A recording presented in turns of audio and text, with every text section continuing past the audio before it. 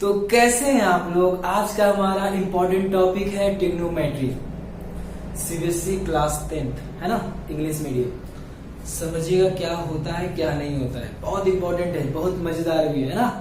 क्योंकि ये जो ट्रिग्नोमेट्री टॉपिक है वो हायर एग्जाम तक कभी पूछा जाता है, जो कंपटीशन के एग्जाम भी होता है ना उसमें भी ट्रिग्नोमेट्री पूछा जाता है। तो आप लोग ट्रिग्नोमेट्री स्टार्टिंग में क्लास 10 से, तो क्लास 10th में अगर जो नॉलेज आप रखेंगे तभी आप 11 वाला ट्रिग्नोमेट्री बना सकते हैं या कंपटीशन का एग्जाम का ट्रिग्नोमेट्री बना सकते हैं। तो कुछ कुछ जो जानकारियां क्लास 10th में उसको हम लोग जानेंगे। क्या होता है ट्रिग्नोमेट्री, कहाँ इसका यूज करते हैं, क्या करते हैं, इसका यूज हम लोग ट्रिग्नोमेट्री कहाँ करते हैं। इसका यूज करते हैं हम लोग जैसे एग्जाम्पल में कि हम लोग जो सूरज और अर्थ का दोनों के बीच का जो डिस्टेंस निकाले, किसकी मदद से निकाले, ट्रिग्नोमेट्री की हेल्प से निकाले। क्योंकि कोई आदमी तो सूरज पास तो गया नहीं होगा ना, अगर सूरज में चल जाएगा तो जल जाएगा। तो वही बात है कि ट्रिग्नोमेट्री की हेल्प से क्या कर सकते हैं हम लोग, डिस्टेंस निकाल सकते हैं ना। ट्रिग्नोमेट्री का बहुत सारा यूजेस है ना। तो हम लोग समझते हैं कि ट्रिग्नोमेट्री होता क्या। उससे पहले अगर आप लोग को वीडियो पसंद आएगा तो प्लीज लाइक करिएगा, सब्सक्राइब करिएगा और शेयर करना ना भूलें। क्लियर है, चलिए गौर करते हैं। ट्रिग्नोमेट्री 3 ग्रीक वर्ड से मिलकर के बना हुआ है। ट्रिग्नोमेट्री 3 ग्रीक वर्ड से मिलकर के बना हुआ है। पहला ट्राई का मीनिंग होता है 3, गॉन का मीनिंग होता है साइड्स और मेट्रोन का मीनिंग होता है क्या, मेजर, मतलब 3 साइड का मेजर, उसी को बोलेंगे क्या हम लोग, ट्रिग्नोमेट्री बोलते हैं। तो ट्रिग्नोमेट्री में मेनली बात होता है हमारा राइट एंगल ट्राइंगल का, 3 साइड ट्राइंगल होता है ना, और वैसा ट्राइंगल जो राइट एंगल ट्राइंगल हो उसी पर ही मेरा ट्रिग्नोमेट्री वर्क करेगा। उसके अलावा किसी पर वर्क नहीं करेगा। किस पर वर्क करेगा, राइट एंगल ट्राइंगल पर। तो राइट एंगल ट्राइंगल क्या होता है, वैसा ट्राइंगल जिसका एक एंगल 90 डिग्री का होता है, जिसका एक एंगल हमारा 90 डिग्री का होता है, इसलिए उसे क्या बोलते हैं हम लोग, राइट एंगल ट्राइंगल। जैसे एग्जांपल में हमारा दिया गया है, जैसे यहाँ पर देखिए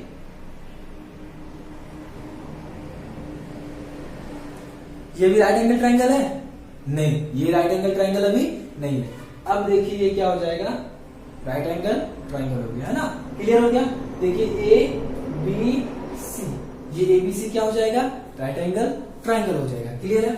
अब राइट एंगल ट्राइंगल में बहुत सारा साइड है, वैसा साइड जो सबसे बड़ा होगा, वैसा साइड जो सबसे ज्यादा बड़ा होगा उसे क्या बोलेंगे हम लोग, हाइपोटेनियस बोलते हैं। हाइपोटेनियस को हम लोग एच से डिनोट करते हैं, एच से डिनोट करते हैं। क्लियर हो गया। अब जिस पर ये खड़ा है मेरा, जिस पर ये खड़ा है तो हो गया मेरा क्या, बेस। और जो सीधा उसका हाइट जो होता है, एकदम सीधा हाइट जो होता है उसी को बोलते हैं हम लोग परपेंडिकुलर। क्या बोलते हैं, परपेंडिकुलर, मतलब कि पी हो गया, पी बी एच। क्लियर हो गया। पी मतलब परपेंडिकुलर, बी मतलब बेस, एच मतलब हाइपोटेन्यूज।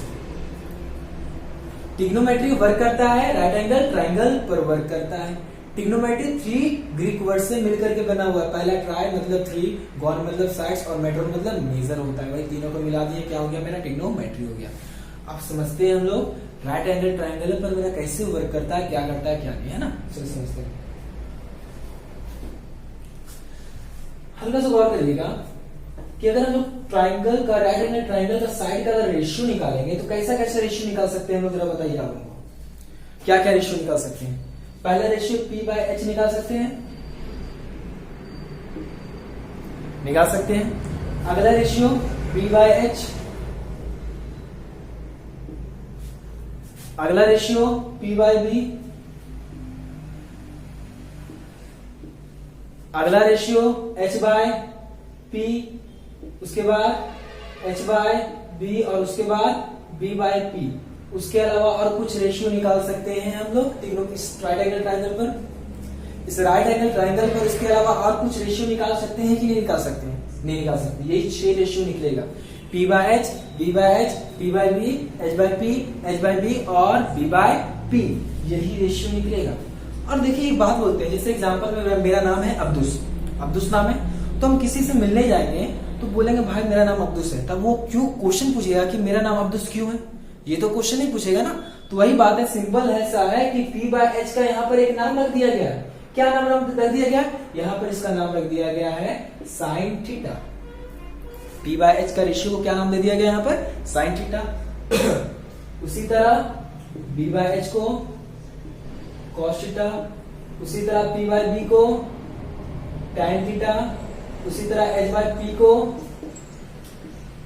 कॉसेक थीटा, उसी तरह H/B को क्या, सेक थीटा, और उसी तरह b बाई पी को क्या नाम दे दिया गया, यहाँ पे दे दिया गया कॉट थीटा नाम दे दिया गया। क्लियर है? 6 रेशियो था, 6 रेशियो को अलग अलग नाम दे दिया गया। बोला p बाय h रहेगा तो उसे क्या मानेंगे, साइन थीटा मानेंगे। b बाय h रहेगा तो कॉस थीटा, अगर p बाय b रहेगा तो tan theta, h by p रहेगा तो कॉसेक, और h बाय b रहेगा तो सेक, एंड b बाय p रहेगा तो क्या हो जाएगा, कॉट थीटा। क्लियर है? 6 रेशियो निकला, और ये 6 रेशियो का नाम रख दिया गया sine cos tan cosec sec and cot. Clear है इतना? अब आगे चलते हैं हम लोग। अब कुछ बात होता है, क्योंकि ये जो रेशियो है ना, आपको जो गिवन है ना, बहुत इंपॉर्टेंट है। p by h, b by h, p by b, ये जो ETC है, ये सारा चीज हमारा इंपॉर्टेंट है। अभी बहुत सारा काम देगा क्लास 10 में हमारा। क्लास 10 में जो 8.1 चैप्टर है ना, उसमें सारा यही रेशियो का बात होगा, है ना। इसलिए हम लोग इंट्रोडक्शन ऑफ ट्रिग्नोमेट्री बात यहीं से स्टार्ट करते हैं। एकदम शून्य से हम लोग स्टार्ट किए ट्रिग्नोमेट्री। आपको समझना है क्या होता है क्या नहीं, है ना। अगर आप लोग कुछ भी डाउट होगा आप कमेंट करके बता सकते हैं। चलिए गौर करते हैं हम लोग आगे बात। ये रेशियो हो गया, अब आगे समझिएगा। आगे हम लोग को समझना है क्या होता है क्या। इसको मिटा देते हैं।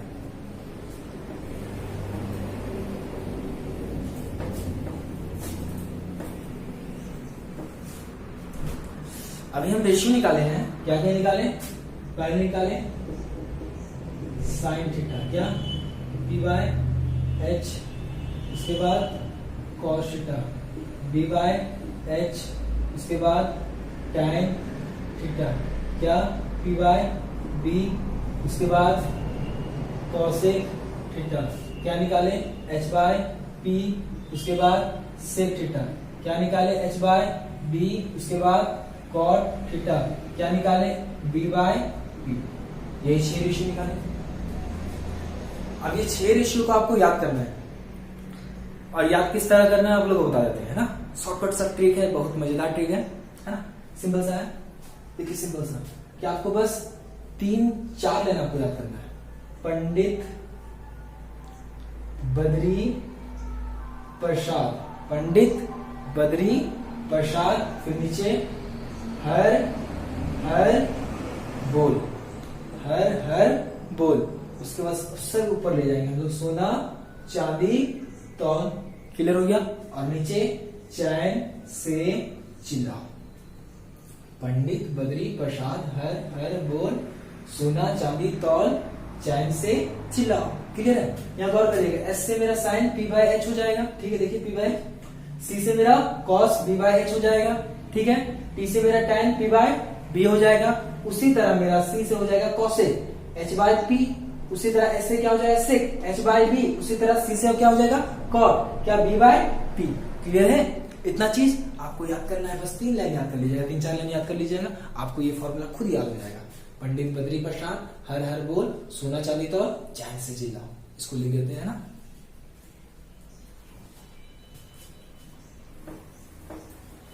ओहो, यहां लिख देते हैं आपको।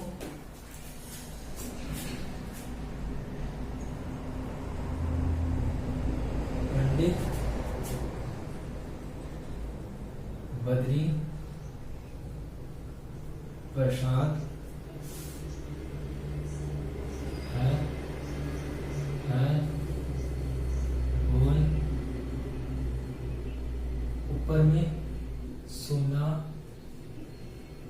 चांदी तौल हो गया, नीचे मेरा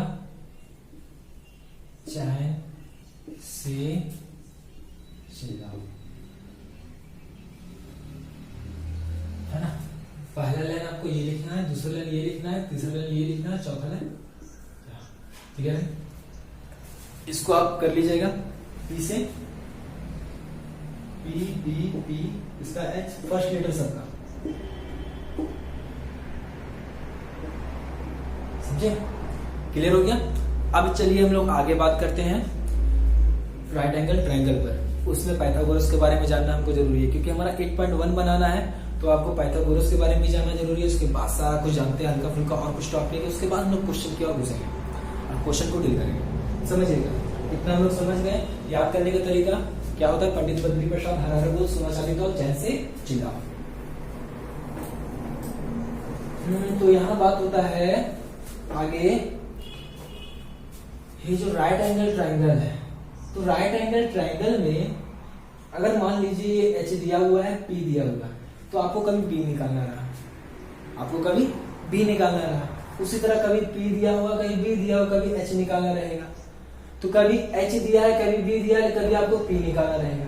तो कैसे निकालेंगे हम लोग? पाइथागोरस थ्योरम की हेल्प से निकालेंगे। पाइथागोरस थ्योरम क्या बोलता है? बोलता है कि अगर आपका दो साइड अगर राइट एंगल में दिया होगा तो आप तीसरा साइड उससे निकाल सकते हैं। तीसरा साइड क्या निकाल सकते हैं? निकाल सकते हैं। पाइथागोरस थ्योरम का यूज करते हैं हम लोग साइड को निकालने के लिए। किसका यूज निकालने के लिए? साइड को निकालने के लिए हम लोग पाइथागोरस थ्योरम का यूज करते हैं, है ना। चलिए पाइथागोरस थ्योरम क्या बोलता है? पाइथागोरस थ्योरम पीडी लिख दिया, है ना।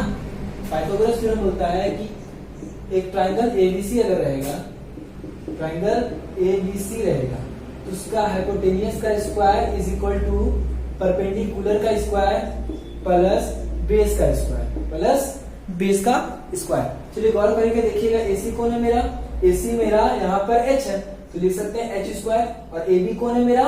पी है, तो इसको लिख सकते हैं पी स्क्वायर। और बीसी कौन है मेरा? बी है, तो क्या हो जाएगा? B square. इसको इक्वेशन 1 मानते हैं। क्या मानते हैं हम लोग? इक्वेशन 1। क्लियर है? इक्वेशन 1। तो हमारा h इज इक्वल टू कितना हो जाएगा? मुझे गौर करना है। h इज इक्वल टू लिख सकते हैं root under p square plus b square equation 1 से। ये हमारा पहला फॉर्मूला प्रूव हो गया कि h इक्वल टू क्या होता है? Root under p square plus p square होता है। क्लियर हो गया? अगला हम लोग चलते हैं। अगला ये चलते हैं हम लोग, क्या चलते हैं कि अब p निकालते हैं हम लोग किसी तरह। अगर इसी फॉर्मूला में हम लोग अगर p को हमको निकालने दे दिया है तो बी स्क्वायर को इधर भेज देंगे, क्या हो जाएगा? H square minus b square हो जाएगा। तो क्या लिख सकते हैं? P square is equal to h square minus b square. और पी इक्वल टू क्या हो जाएगा? Root under h square minus b square. Clear है? हो गया। अब अगला टॉपिक, हमको अगर बी को निकालना रहेगा तो क्या करेंगे? पी स्क्वायर को इधर भेज देंगे। तो जब पी स्क्वायर को इधर भेज देंगे क्या हो जाएगा? माइनस हो जाएगा। उसी तरह लिख सकते हैं हम लोग b square is equal to h square minus p square. और बी इज इक्वल टू क्या हो जाएगा? H square minus p square. Root के अंदर तो भी ना, तो ये हमारा अगला फॉर्मूला हो गया। ये देखिए 3 फॉर्मूला आपको याद रखना है कि h इक्वल टू होता है root under p square plus b square होता है। और अगला p इज इक्वल टू क्या होता है? Root under h square minus b square होता है। अगला b इक्वल टू क्या होता है? Root under h square minus p square होता है। क्लियर है इतना 3 चीज? ये 3 चीज आप पूरा कवर करके रखिएगा, है ना। ये 3 चीज आपको आगे पूछा जाएगा। आगे हम लोग जब क्वेश्चन को डील करेंगे ना तो बहुत कुछ जानना है इसमें, और बहुत कुछ क्वेश्चन में ये हमारा यूज होगा, है ना। तो चलिए अब हम लोग चलते हैं कुछ बातें। ये बात तो याद आप रखिएगा, पाइथागोरस थ्योरम से हम लोग क्या निकाल सकते हैं? ये h का वैल्यू निकाल सकते हैं, p का वैल्यू निकाल सकते हैं, b का वैल्यू निकाल सकते हैं जब हमारा जब दो हमारा साइड दिया होगा, है ना, तब का बात कर रहे हैं। चलिए आगे समझते हैं।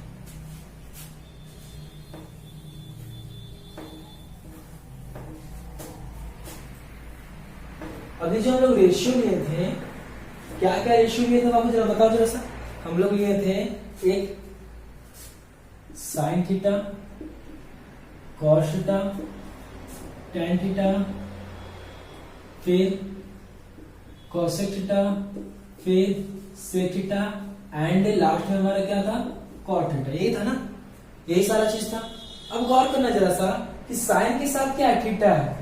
कॉस के साथ क्या है? थीटा है। मतलब इसको क्या बोलते हैं? इस सिंबल को बोलते हैं हम लोग थीटा। क्या बोलते हैं? थीटा। और ये क्या वर्क करता है? ये वर्क करता है शो एनी एंगल, एनी कोई भी एंगल को दर्शाने में काम करता है। कोई भी एंगल को क्या करता है? शो करता है ना। मान लीजिए कुछ एंगल होगा 10 डिग्री, 5 डिग्री, 16 डिग्री, कुछ होगा 90 डिग्री, तो वो एंगल को क्या करता है? ये दर्शाता है। मतलब कि साइन, कॉस, टैन, कॉसेक, सेक, कॉट सारा डिपेंड करेगा मेरा किस पर? सारा डिपेंड करता है ऑल ट्रिग्नोमेट्रिक रेशियो जितना रहता है सारा डिपेंड करता है एंगल पर। सारा डिपेंड करता है किस पर? एंगल पर। मतलब जब तक यहाँ पर एंगल अगर नहीं बैठाएंगे हम लोग, साइन के साथ कोई ना कोई एंगल नहीं बैठाएंगे, या कॉस या टैन या कॉसेक या सेक या कॉट, किसी के साथ अगर एंगल हम शो नहीं करेंगे तब वो मेरा कोई भी काम का नहीं रहेगा, कोई भी काम का नहीं रहेगा। उसका हम लोग यूज नहीं कर सकते कहीं पर मैथ में, है ना। तो जब तक उसके साथ एंगल है तब वो मेरा वर्क में है, तब तक वो मेरा काम में आएगा।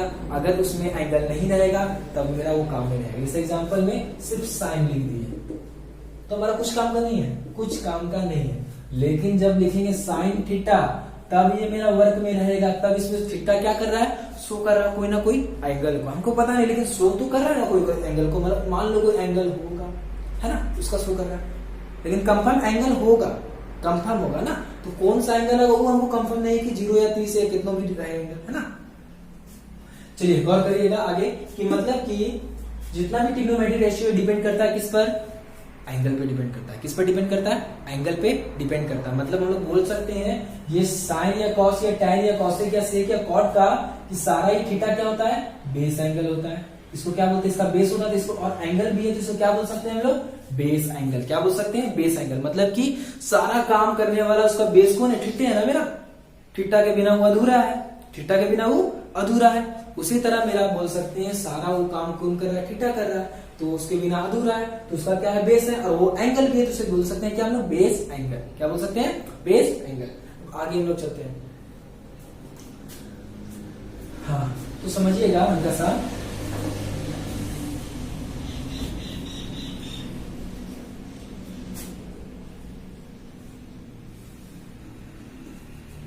हम लोग थीटा की जगह में ए भी दर्शा सकते हैं, हम लोग साइन ए भी दर्शा सकते हैं, कॉस बी भी दर्शा सकते हैं, टाइन पी भी दर्शा सकते हैं, समझे।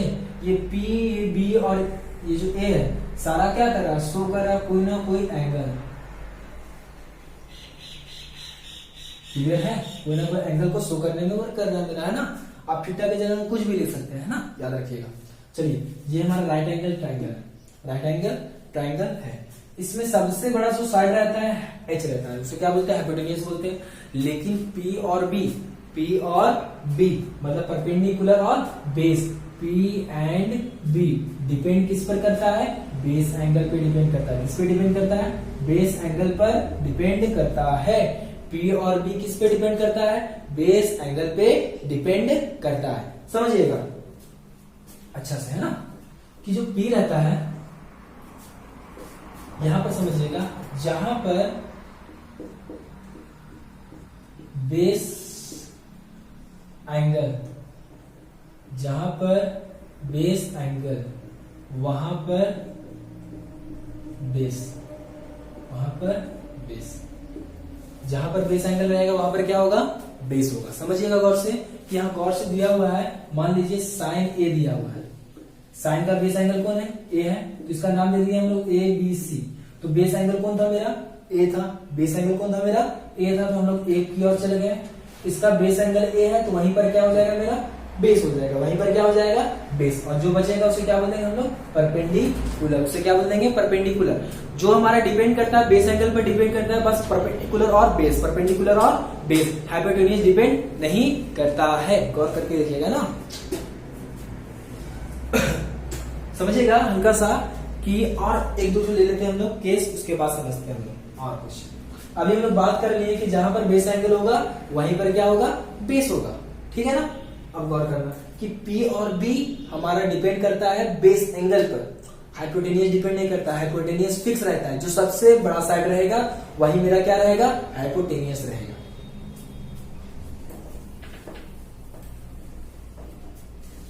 हमारा दे दिया साइन थीटा। अब मान लो थीटा यहां दिया हुआ है, थीटा कहां दिया हुआ है, यहां दिया हुआ है, तो क्या हो जाएगा, इसका नाम अगर लिखेंगे ए बी सी, इसमें हमारा हाइपोटेन्यूज कौन होगा, सबसे बड़ा साइड है जो वही हुआ। और यहाँ पे साइन थीटा के हिसाब से, साइन थीटा के हिसाब से, साइन थीटा के हिसाब से, तो बेस कौन होगा मेरा, बेस हमारा यहाँ होगा, जहां थीटा वहीं पर बेस, जहां बेस एंगल वहीं पर क्या होगा, बेस होगा। और जो बचा वो क्या हो जाएगा, परपेंडिकुलर, वो क्या हो जाएगा, परपेंडिकुलर। अगला समझते हैं हम लोग। मान लीजिए सपोज कि यहां पर इसका वैल्यू सी, यहां दिया रहता है tan सी, tan सी। इस tan सी के हिसाब से इसका बेस एंगल क्या है, tan का बेस एंगल सी है, इस tan सी के हिसाब से बेस कौन होगा, बेस हमारा ये हो जाएगा, परपेंडिकुलर तब ये हो जाएगा, क्या हो जाएगा, ये हो जाएगा। इस बेस एंगल के हिसाब से, बेस एंगल जहां बेस एंगल वहीं पर बेस होता है, हम लोग लिखे अभी हम लोग, वहीं पर बेस हो गया। तो बचा कौन मेरा, जो बचा उसको क्या लिख देंगे हम लोग, परपेंडिकुलर। इतना समझ आ गया है, तो आगे हम लोग बढ़ते हैं कुछ, हाँ आगे बढ़ते हैं।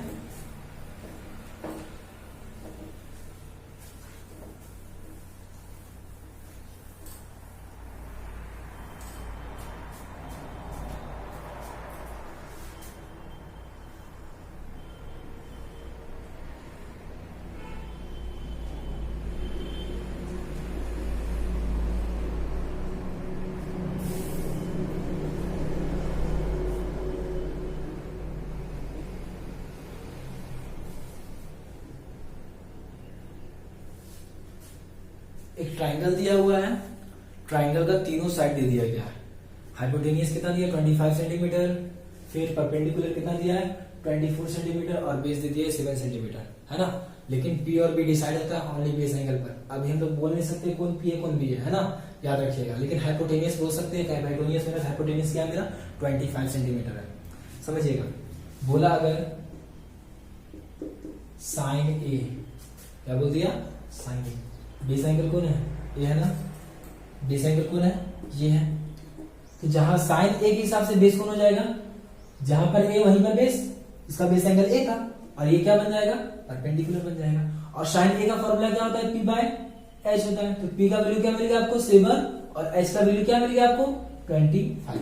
अगर बोलता साइन सी, क्या बोलता साइन सी, तो साइन का बेस एंगल कौन है मेरा सी है ना, साइन का बेस एंगल सी है। तो जहां पर बेस एंगल वहां पर बेस, तो ये क्या बन जाएगा मेरा, ये बेस बन जाएगा और ये क्या बन जाएगा मेरा परपेंडिकुलर।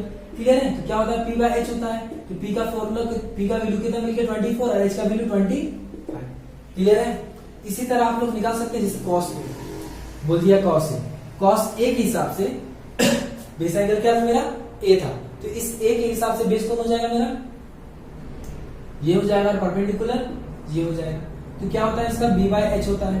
तो बी का वैल्यू कितना हो गया 24 और एच का वैल्यू 25 हो गया। ठीक है। उसी तरह कॉस सी बोल दिया, बेस एंगल क्या है यहाँ पे सी है ना, बेस एंगल सी है, मतलब सी जहां बेस एंगल वहां पर बेस, ये क्या बन जाएगा तब बेस बन जाएगा, ये क्या बन जाएगा मेरा परपेंडिकुलर बन जाएगा। तो इसको क्या लिख सकते हैं बी बाय एच, बी का वैल्यू 7 और एच का वैल्यू 25।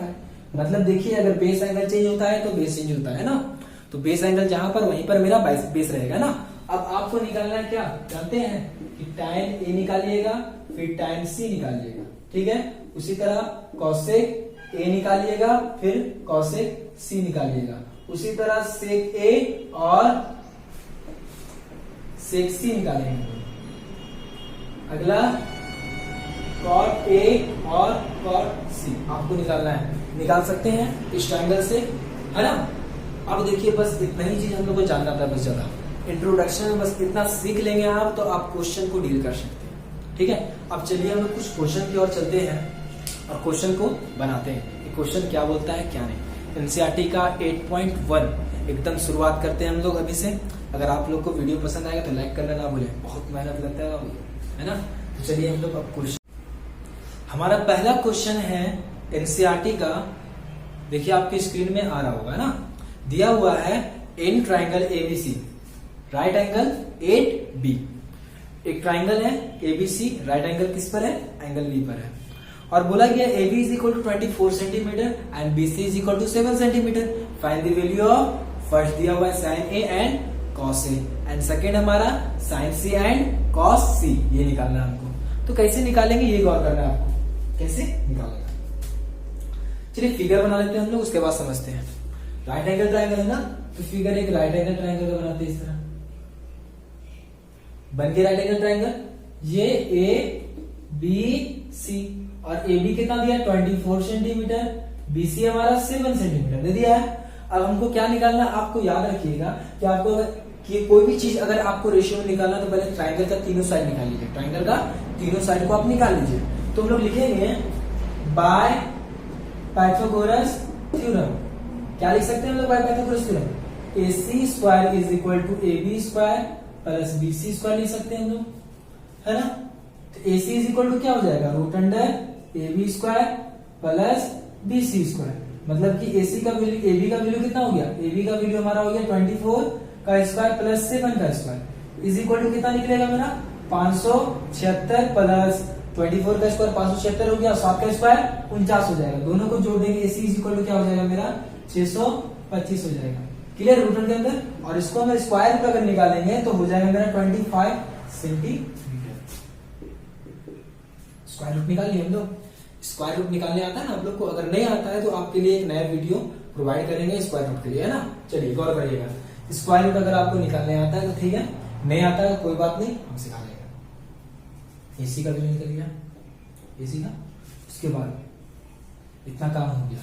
पहला क्या बोला हमको, पहला बोला आपको क्या निकालना है साइन ए, है ना। साइन ए। बेस एंगल क्या है साइन का? ए है, बेस एंगल हमारा ए है। तो अब इसे बोल सकते हैं हम लोग, जब बेस एंगल ए है तो हमारा इसका जब बेस है इसके हिसाब से बी हमारा ये हो जाएगा और पी हमारा जी, और एच तो फिक्स रहता है ना हमेशा, तो इसे क्या लिख सकते हैं? P by H. तो पी का वैल्यू कौन है मेरा? पी का वैल्यू हमारा 7 है, तो 7 बाय 25। उसी तरह cos A, cos base angle A है तो इसके हिसाब से बेस कौन हो जाएगा मेरा? ये हो जाएगा और पी ये हो जाएगा, तो इसको लिख सकते हैं बी बाय एच। बी का वैल्यू कितना मिल गया? 24 और एच का वैल्यू 25। उसी तरह बी का वैल्यू क्या लिख सकते हैं हम लोग? साइन सी। तो साइन सी बेस एंगल क्या है मेरा? सी है, इसके हिसाब से हमारा बेस कौन हो जाएगा मेरा? बेस हो जाएगा ये और परपेंडिकुलर ये हो जाएगा। तो क्या हो सकता है? P by H. पी का वैल्यू कितना हमारा? 24 और एच का वैल्यू 25 हो गया। उसी तरह cos c is equal to क्या हो जाएगा? b by h. b का वैल्यू क्या हो जाएगा? बेस एंगल c है मेरा, तो वही बेस एंगल c है तो ये b हो गया मेरा, है ना, और ये मेरा p हो जाएगा। तो b बाय एच मतलब कि 7 बाय 25 ये निकल गया हमारा। क्लियर है? ज्यादा हार्ड नहीं है आप लोग के लिए, बस आप लोगों को क्वेश्चन का फीलिंग को समझना है। क्वेश्चन का फीलिंग समझ गए तो सारा क्वेश्चन बन सकता है। क्लियर है? अब आगे हम लोग चलते हैं। अगला क्वेश्चन हमारा जो एनसीईआरटी में दिया हुआ उसको गौर करिएगा। हमारा अगला क्वेश्चन दिया हुआ है कि in figure find tan p minus cot r, और फिगर दिया हुआ है। गौर करिएगा, फिगर में हमारा पी क्यू आर एक ट्राइंगल है ना, इसमें क्यू हमारा राइट एंगल क्यू पर है और ये पी क्यू हमारा 12 सेंटीमीटर दिया है और पी आर हमारा 13 सेंटीमीटर दिया है। उससे पहले कुछ भी हम लोग करने वाले हैं तो हम पहले निकाल लेंगे क्यू आर। तीनों साइड अगर ट्राइंगल का निकल जाएगा तो आगे जाके बहुत हेल्प हो जाएगा मेरा। क्लियर है? तो लिखेंगे हम लोग by Pythagoras theorem in triangle a P Q R में क्या हो जाएगा? लिख सकते हैं हम लोग Q R is equal, sorry क्या होता है मेरा? P Q square, P R square is equal to लिख सकते हैं हम लोग P Q square plus Q R square. और हमको किसका वैल्यू चाहिए? क्यू आर का चाहिए ना, तो Q R square is equal to क्या हो जाएगा? P R square minus P Q square हो जाएगा। क्लियर है? और क्यू आर इक्वल टू क्या हो जाएगा? Root under P R square minus P Q square. Clear है? पाइथागोरस थ्योरम नहीं बोलता है मेरा, और हमको क्यू आर का वैल्यू चाहिए तो पी क्यू को इधर भेज देंगे हम तो माइनस में हो जाएगा, तो फिर क्यू आर का सिर्फ वैल्यू चाहिए तो ये रूट के अंदर हो जाएगा मेरा। चलिए पी आर का वैल्यू क्या है मेरा? पी आर का वैल्यू है हमारा 13 सेंटीमीटर का स्क्वायर माइनस क्यू आर का वैल्यू है 12 का स्क्वायर। तो Q R is equal to क्या हो जाएगा मेरा? 169 माइनस 144, घटाने पर क्या निकला? रूट अंडर 25 और इसका स्क्वायर रूट निकलेगा हमारा 5। कितना निकल गया हमारा? 5 निकल गया। निकल जाने के बाद हम लोग आगे चलते हैं और निकालने क्या बोला? अगर tan p minus cot r निकालने बोला है ना, तो पहले tan p और cot r का वैल्यू निकाल लेते हैं। तो tan p का वैल्यू क्या होगा? इसका बेस एंगल क्या है मेरा? p है, तो बेस कौन हो जाएगा मेरा? ये हो जाएगा। p कौन हो जाएगा मेरा? ये हो जाएगा। tan p के हिसाब से p बाई b होता है, तो p का वैल्यू कितना हो गया? 5 और b का वैल्यू कितना हो जाएगा? 12। क्लियर है? अगला क्या बोला मेरा? cot r बोला। इस बेस एंगल के हिसाब से मेरा b कौन हो जाएगा? ये हो जाएगा। क्लियर है मेरा? और p कौन हो जाएगा मेरा? ये हो जाएगा। तो क्या होता है? b बाई p होता है cot r बराबर, तो b का वैल्यू क्या हो गया मेरा? b इज इक्वल टू 5 हो गया और r और p इक्वल टू मेरा 12 हो गया। क्लियर है? और अकॉर्डिंग टू क्वेश्चन क्या बोला था मेरा? tan p minus cot r निकालना है आपको, तो tan p का वैल्यू कितना है? 5 बाई 12 है माइनस cot r का वैल्यू 5 बाई 12 है, दोनों घटा देंगे 0। क्लियर है? ज्यादा कुछ नहीं करना आपको, बस सिंपल है। आपको ट्रिग्नोमेट्री रेशियो याद करना है और ज्यादा कुछ नहीं करना है ना। उसी तरह हमारा अगला क्वेश्चन दिया हुआ है, अगर ये समझ आ गया है तो अगला क्वेश्चन एनसीईआरटी में दिया हुआ है वो भी इजी है, आप निकाल सकते हैं। चलिए अगला क्वेश्चन आपकी स्क्रीन में भी आ रहा होगा। क्या बोल रहा है स्क्रीन में क्वेश्चन? स्क्रीन में क्वेश्चन बोल रहा है कि आपको दिए हैं साइन ए बराबर, if sine A is equal to 3/4। Screen में आ रहा क्वेश्चन कि साइन ए बराबर आपको क्या दिए हम लोग? 3/4 दिए हैं और आपको निकालना है क्या? कॉस ए एंड टाइन ए, यही निकालना है ना आपको। तो कैसे निकालेंगे हम लोग? गौर करिएगा जरा सा, आपको निकालना क्या है और कैसे निकालेंगे हम लोग। सिंपल सा, गिवन क्या है? इसका भी बेस एंगल क्या है? ए है। इसका भी बेस एंगल क्या है? ए है। इसका भी बेस एंगल क्या है? ए है। मतलब कि इसका जो भी P और B का वैल्यू रहेगा फिक्स रहेगा। अगर A की जगह B रहता तो तब दिक्कत रहता है ना। यहाँ पर तो बेस एंगल सबका सेम है, मतलब कि सेम मेथड से चलेगा आराम से, ज्यादा P और B में डिफरेंस कुछ नहीं होगा, है ना। चलिए गौर करिएगा, गिवन क्या है मेरा, गिवन है साइन ए बराबर 3/4 और साइन ए बराबर क्या होता है, p/h होता है। फॉर्मूला होता है, हमें पता है कि p का वैल्यू हमको क्या मिल जाएगा, p का वैल्यू हमें मिल जाएगा क्या 3x एंड b का वैल्यू h का वैल्यू क्या मिल जाएगा आपको 4x। क्या मिल गया, 4x मिल गया। क्लियर है।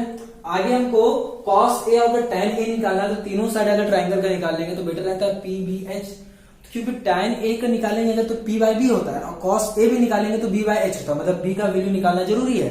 तो b का वैल्यू किस तरह निकालेंगे हम लोग, आगे अभी हम लोग कुछ देर पहले में पढ़ चुके हैं कि b इज इक्वल टू क्या होता था, √h² माइनस p² होता था, यही होता था ना। तो b इज इक्वल टू क्या हो जाएगा, √h का वैल्यू है क्या 4x का होल स्क्वायर माइनस p का वैल्यू क्या है 3x का होल स्क्वायर। क्लियर है। तो b इज इक्वल टू क्या हो जाएगा 16x² माइनस 9x², घटाने पर क्या हो जाएगा b is equal to √7x² और b इक्वल टू क्या ले जाएगा मेरा √7x। यही निकला ना b इक्वल टू। अब निकालने आपको क्या बोला था, आपको निकालने बोला था कि cos a निकालने, cos a is equal to क्या होगा फॉर्मूला b/h होगा, है ना। तो b का वैल्यू क्या है मेरा, b का वैल्यू निकला आपको √7x और h का वैल्यू क्या है आपका 4x। तो इसमें x कर दिया, क्या बचा √7/4 हो गया। क्लियर है। अगला आपको क्या बोला tan a और क्या होता है इसका फॉर्मूला p/b होता है, p का फॉर्मूला कितना हो गया 3x और b का वैल्यू √7x, x कर दिया, क्या बचा 3/√7। ये भी आंसर हो सकता है। अगर आप इसको रेशनलाइज कर देंगे तो वो भी आंसर हो जाएगा। इसका रेशनलाइज कर लिए बेटर रहेगा आपको 3/√7 इंटू √7/√7। आपको पता है रेशनलाइज करने के लिए। चलिए गौर करिएगा, क्या हो जाएगा 3√7 और नीचे में √7 इंटू √7 7। क्लियर है। आपका सारा वैल्यू निकल गया। tan a का फॉर्मूला कितना निकला, tan a cos a is equal to कितना निकला √7/4 और उसके बाद tan a बराबर आपका कितना निकल गया 3√7/7। क्लियर है। आपको ये 3 क्वेश्चन हो गया। आगे आप लोग क्वेश्चन बनाने की कोशिश करिए, अगर बनेगा तो ठीक है। इसका अगला लेक्चर में हम लोग इसका सारा क्वेश्चन कंप्लीट करेंगे, उसके बाद 8.2 की ओर चलेंगे। वहां पर किस तरह हमारा डिग्री का वैल्यू, मतलब साइन 30 डिग्री का वैल्यू, साइन 90 डिग्री का वैल्यू, साइन 0 डिग्री का वैल्यू किस तरह है उसके बारे में डिस्कस करेंगे, है ना। चलिए ठीक है।